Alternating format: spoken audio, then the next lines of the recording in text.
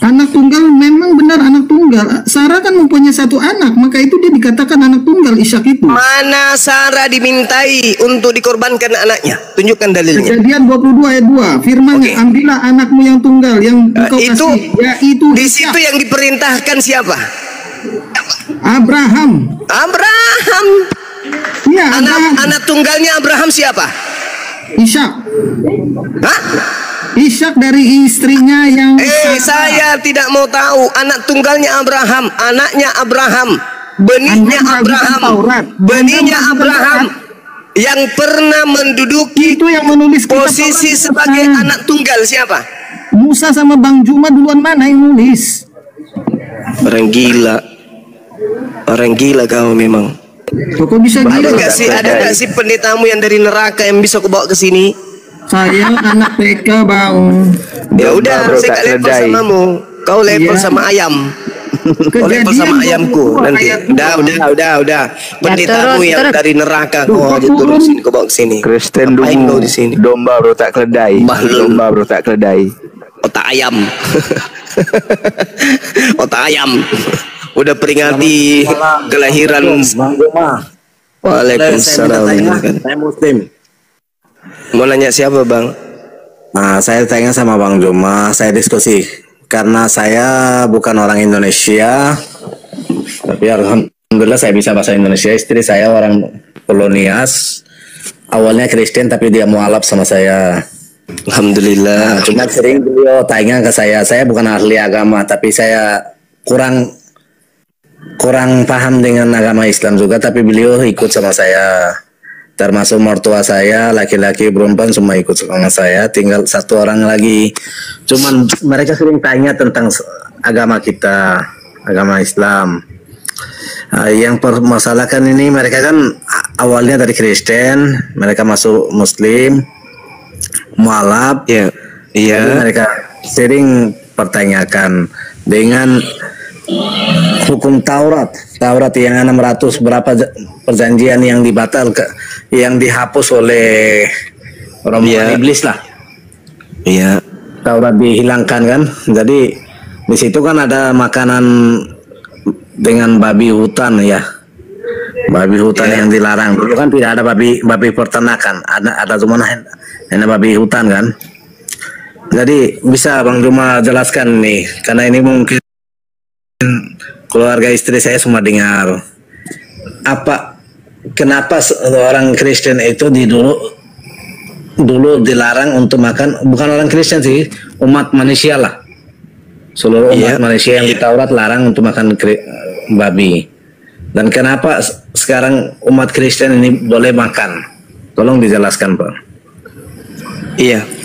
Al-Quran menjelaskan itu ghairil maghdubi alaihim waladdallin.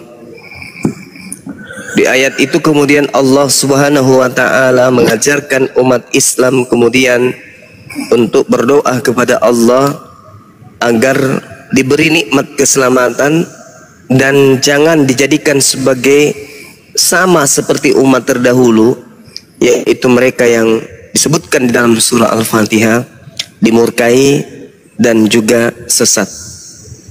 Siratal ladzina an'amta 'alaihim ghairil maghdubi 'alaihim waladdallin, yaitu jalan orang-orang yang telah engkau beri nikmat kepadanya, bukan jalan mereka yang dimurkai. Siapa yang dimurkai ini adalah orang-orang Yahudi. Kenapa orang Yahudi dimurkai? Karena Allah menurunkan aturan, Allah menurunkan syariat, Allah cinta kepada mereka, Allah sayang kepada mereka, sampai Allah mengatakan inni ma'akum, wahai Bani Israel, aku memilih kalian yang 12 ini, aku angkat pemimpin 12 darimu, aku angkat raja-raja untukmu, inni ma'akum, aku bersamai dengan diri kalian. Itu kata Allah.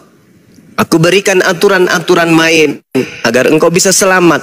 Aku hantarkan kamu melalui utusanku Nabi Musa hingga sampai ke tanah yang engkau bisa hidup dengan berdamai. Tapi engkau ingkar kepadaku, aturanku kau ingkari, maka dia dimurkai. Itu orang-orang Yahudi. Lalu siapa yang kemudian sesat? Yang sesat ini yang telah datang petunjuk kepada mereka kemudian, tetapi petunjuk itu dibuang lalu beralih kepada petunjuk yang lain. Itulah orang sesat. Nah, implementasi dalam apa yang kita lihat sekarang ini adalah, tengok saudara-saudara Kristen, mereka mengaku ajarannya dari Nabi, mereka mengaku adalah orang yang mengambil ajaran dari Bani Israel, tapi coba lihat, nyembah manusia, nyembah makhluk, menyembah roh, lalu kemudian mereka ibadah pada tempat di mana tidak diajarkan kemudian para nabinya Yahudi untuk masuk ke tempat ibadah yang penuh dengan orang-orang yang berkulub. Semua yang mereka lakukan kemudian jauh dari perintah-perintah Tuhan yang datang kepada Bani Israel. Tetapi mereka mengaku benar, mereka mengaku sebagai anak-anak Tuhan. Itu yang sesat. Maka kita sebagai umat Islam nggak boleh masuk dari kedua kelompok tersebut. Kelompok golongan yang dimurkai dan golongan yang sesat. Dua-duanya kita harus menghindari ini. Jadi Yahudi kita hindari, Nasrani kita hindari, apalagi orang-orang yang zalim di antara mereka. Jadi di situ ada Yahudi, ada Nasrani. Nasrani ini bertelur. Nasrani ini melahirkan orang-orang yang zalim. Siapa orang-orang zalim di antara Nasrani? Inilah yang kita sebut hari ini dengan Kristiani. Itu orang zalim. Makanya dikatakan oleh Al-Quran, jangan engkau berdebat dengan ahli Taurat, dengan ahli kitab, kecuali dengan cara yang baik, melainkan dengan orang-orang yang zalim di antara mereka. Jadi boleh kita berdebat dengan orang Kristen, boleh, karena mereka lah yang disebut sebagai orang yang zalim. Apa orang zalim itu? Ya tahu kalau Yesus itu bukan Tuhan, tetap aja dituhankan. Mereka kemudian melakukan propaganda. Kenapa dia mati? Karena dia manusia. Lalu kenapa dituhankan? Karena pada dirinya juga ada sisi kelahian. Kan gitu lucu.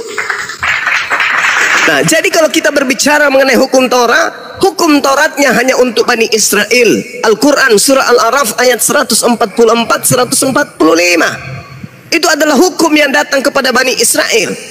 Dan juga di dalam Al-Quran surah As-Saf ayat kelima diterangkan Nabi Musa untuk Bani Israel, dan di kitabnya Bani Israel pun diterangkan, yang bahkan diambil terjemahannya oleh orang Kristen.